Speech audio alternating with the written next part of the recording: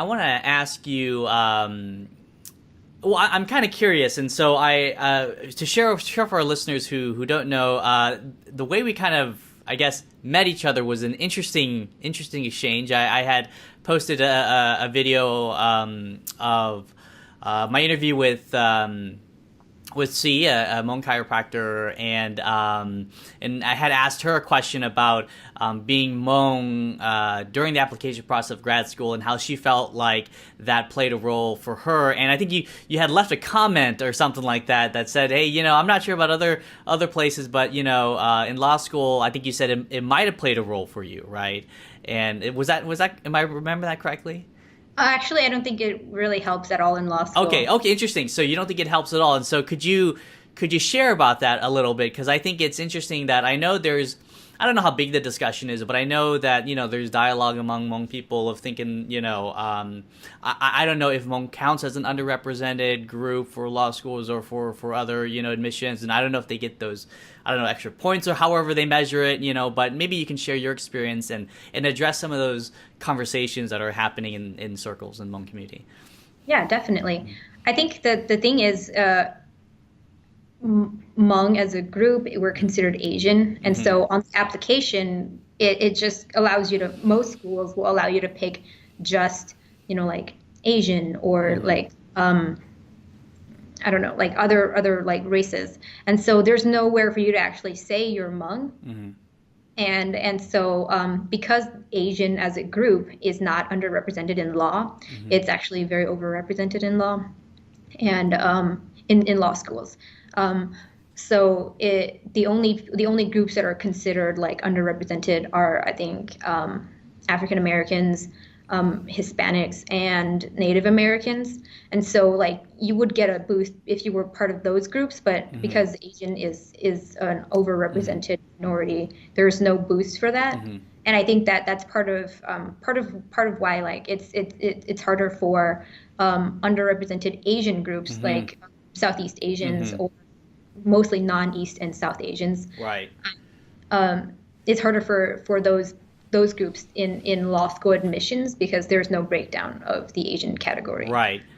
And I know that, and I'm just curious, to get your thoughts and your just opinion on it, because I know that's an issue of great debate in the Hmong community. I know there's a lot of talk about, getting Hmong people segmented, and getting it more clear, and especially for, like you said, clumping it together with just the overall Asian categories. Is that, I don't know, is that an issue for you, or is that something you think it's not a big deal, and I think we as Hmong individuals shouldn't count on it, as we, as we think about grad school, or what are just your thoughts about that fact?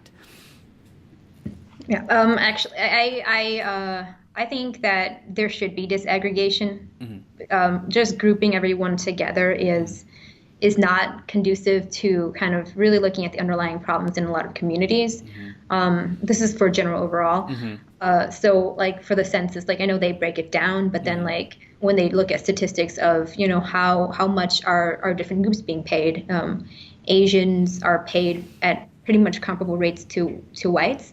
And so they're like, and so the common conception is that, oh, there's no problem, Asians don't need help, or like, and you see this played out in different areas where they're like kind of like anti-Asian jokes are more okay because of the fact that we're seen as, oh, you don't need the the boost that affirmative action would give you because of the fact that you guys are doing just fine.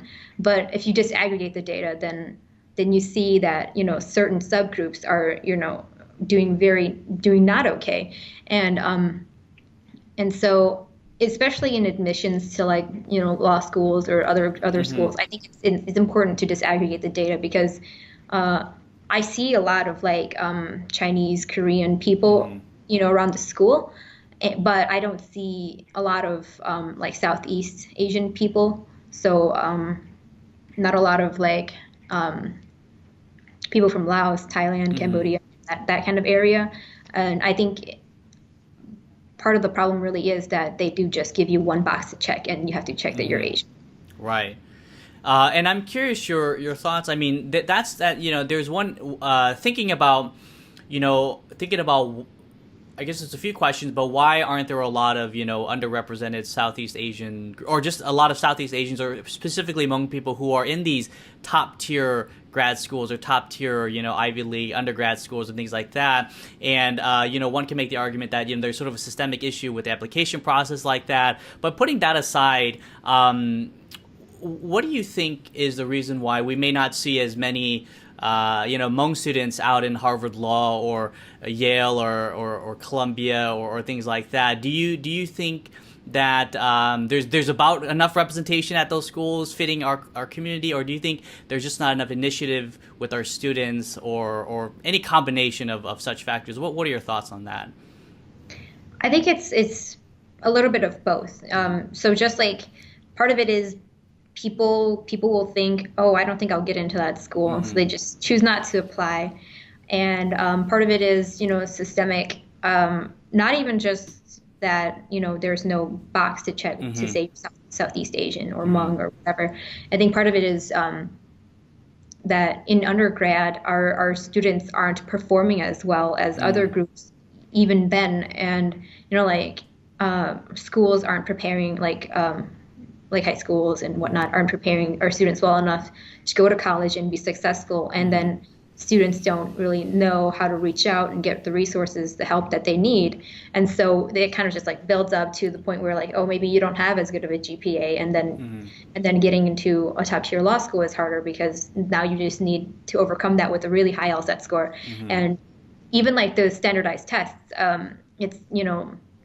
it's a little, like even like most groups, most minority groups just perform worse on standardized tests. Mm-hmm. And so like having to overcome like a lower GPA with a higher test score is exponentially harder because of the fact that, you've grown up with that mentality of like, there have been studies where like students, if they're asked, like minority students, if they're asked to like report their race before a test, like statistically perform worse than if they're asked afterwards. Like being conscious of your race and your minority status is part of why I think some students just perform systematically worse on standardized tests, and so then that just compounds itself into not being able to reach the top schools because of the fact that there are certain systems in place that just work against you.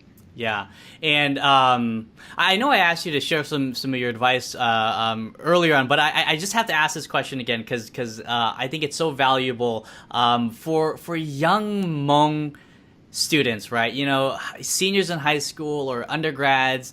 I mean, I know that what you say is absolutely true, that there's probably a mental block in their mind that they might be thinking, okay, I can never go that far. I can never, go to top tier grad school, top tier law school. As a high school student, I'm never going to go to top tier college. I mean, what do you want to say to them when they think that way, or when they're feeling like that? Do you have any words you want to share with them? I think what you don't understand as a young person is that everybody feels that way. Mm-hmm.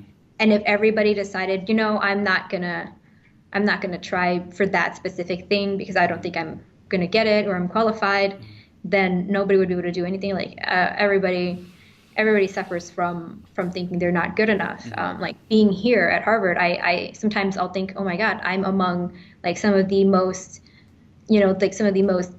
brilliant people. I don't know how I even compete against that. Like how am I here? These people are all amazing people. Right. And I mean, you might be next to the next president or another Supreme Court justice potentially, right? Yeah. Like that's like the kind of thinking that I do. Like, well, these people, like my friend, could be like a senator for a state in like 10 years, or they could be the president. And it's kind of daunting to think. And they think, and somebody in admissions think that I'm qualified to be here. That's weird. Right.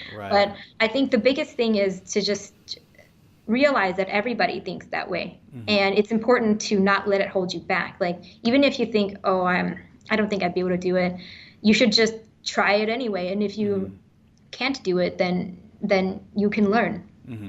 Watch, listen, and share these valuable moments.